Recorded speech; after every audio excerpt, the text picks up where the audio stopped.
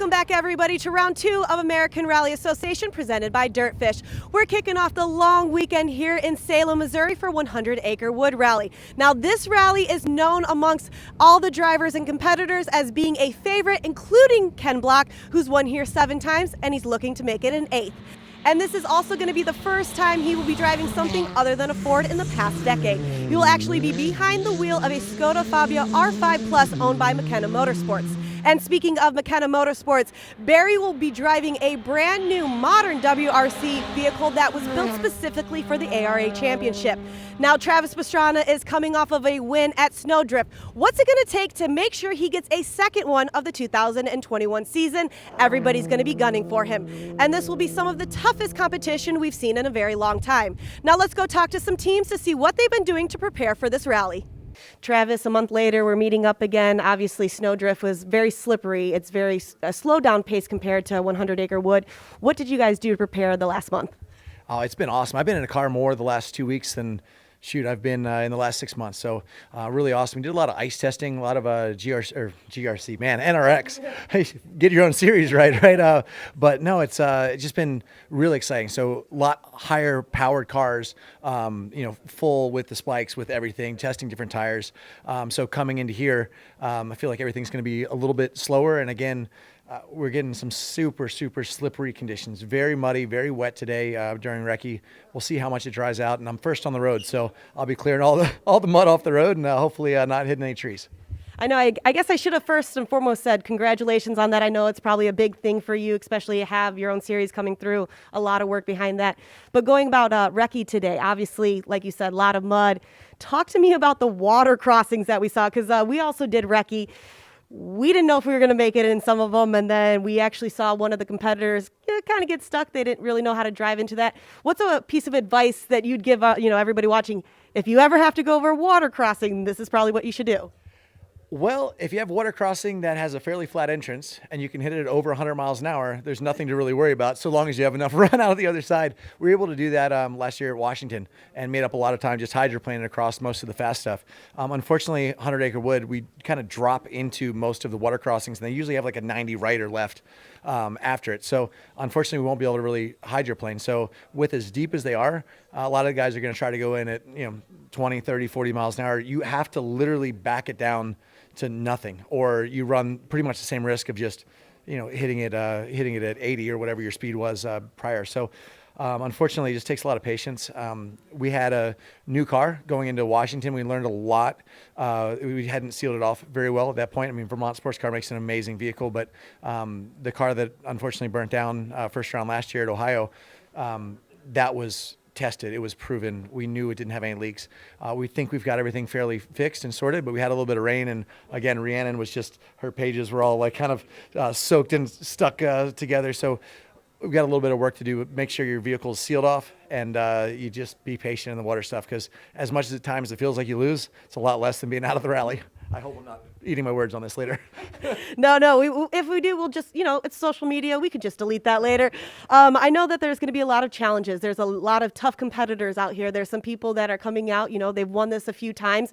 What do you think you got to do to continue your winning streak from Snowdrift? Snowdrift is probably my best rally. Between this rally, Olympus, and STPR are the 3 rallies that I've struggled with. I've been able to win this one before. We've led this one a lot, but unfortunately, this rally really suits someone that's, very smooth. Ken Block, who doesn't seem like a very smooth driver on the outside with all the Gymkhana stuff, has been so dominant in this rally just by being super consistent. Maybe not the fastest on every stage, but setting really good stage times, knowing what the limits are. It has a huge crown to the road, so you have to use the berms more. It's not about setting up from corner to corner. It's just using whatever the road gives you, and he's really good at kind of reading the road and making the best notes and pace notes going through. So Rhiannon and I have really worked on that. Seminuk coming off a win at this on a lot of these stages from last year. He's doing awesome. I mean, this is where McKenna got his first win in ARA, beating Solberg and Higgins. So it's a really good rally for all my competitors. Booth also really good here as well. Just looking at all the drivers in the sea to draw, I got my work cut out for me. But I think with all of the rain and all of the mud, it's going to allow for good notes, good preparation to really hopefully come through at the end.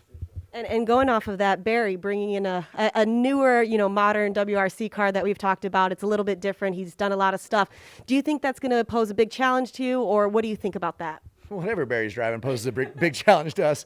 No, I was stoked. I mean, honestly, it kind of keeps elevating the series. I mean, everyone has the different opinions on what's fair, where the gray area is, but it's going to bring the ARA rules to be more specific, to say, okay, it's the driver's job to figure out what the gray area is.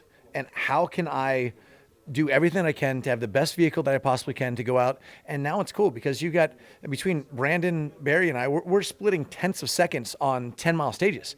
That is awesome. We hadn't had this since it was Tanner Faust and Ken Block, and now Ken's, coming back in. He's using, Barry Skoda for this one. He's talking about different cars going forward. I mean, it's awesome having Ken just driving what he loves, just having fun, and back out here on the stages. Booth's really picking up the speed. So there's more drivers coming in at the next round in Washington. I think 2 really top elite drivers. I mean, you could have 10 drivers that have a chance of winning by midway through the season. This is what I live for. I love competition. It was awesome to come off a win. To be leading the points is great, but this season's just getting started. Here at 100 Acre Wood, there's a lot of challenges, and I got a chance to meet up with Dan, who is Subaru's Motorsports Director. Dan, we're a month away from Snowdrift. That's completely different than this. What does it really take to change over one of the vehicles to what we're at right now for this weekend? Yeah, so Snowdrift is such a fine balance of grip, no grip, right? The drivers have to be super precise, and we need to make the car really reactive to that. Change gears, you come to 100 Acre Wood, it's flat out, right? It's a gravel event, it's flat out. So changes in suspension, downforce, engine mapping, the aggressiveness of the anti-lag, all of that comes into play, as well as the drivers switching gears and going from this mindset of super careful and super tidy on the snow to let's send it on the gravel, So there's a lot involved there. We had a chance to check out some of the stages with Recce today. Obviously, it's been raining, weather conditions up, down. We don't know what's really going to happen. We even saw a lot of water levels rising on the water crossings. Does that play a factor into something that you're going to do to set up the vehicles this weekend? It does, in a big way.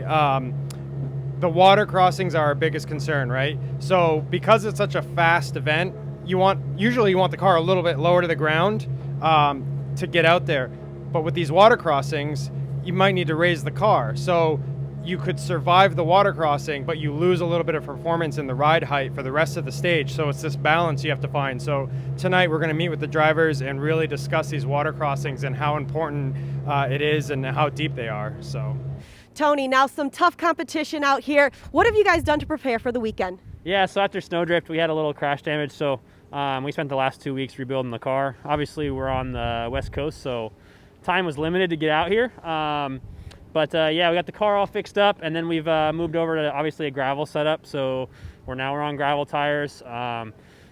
This rally's very fast, so our alignment settings are a lot different than a normal rally like Olympus or something else. So we want the car to have as much grip as possible, doing 5s and 6 corners, doing 80 mile an hour plus. So we have a different setup on the car than we normally do, just to give it as much grip as possible, and that's going to help Nate out in the long run. I know that you usually probably meet up with Nate after a day of recce, take some notes, get some input. What specifically did you want to change, not having any of the recce notes, not having any of the information, but you're like, hey, I know this is something that we're going to need? We actually haven't done that yet, but that is something that we're definitely going to do tonight. We know the dangers of water here, so we have a little bit of a different intake setup for water crossing. So that's one adjustment that we do make to the car after seeing a couple videos of some of these big water splashes today. And going off of last rally, did Nate give you guys any insights on what he wanted to change, anything specific, or is it just kind of a give and take based on recce notes? Not so much. Nate's actually pretty new to this car, so it's actually more so us training him to the car. So this is his first gravel rally. The car's a sequential transmission, which he's not used to rallying in. So getting him trained up, this is actually the first rally that he'll be flat shifting. During the testing, we found 4 seconds a mile faster flat shifting the transmission than what we were doing at Snowdrift. So over a 12-mile stage, that's a lot of time. So that should be a really big improvement for him driving the car this weekend. And besides the water challenges that you mentioned, is there going to be any other challenges that you think based on the weekend? No, just like I said, Nate's new to the car. This is his first gravel rally, so just getting acclimated, getting him comfortable. That's the biggest challenge. But after I think stage 2, he'll be in his zone. Awesome. Well, thank you so much for your time. Best of luck to DirtFish.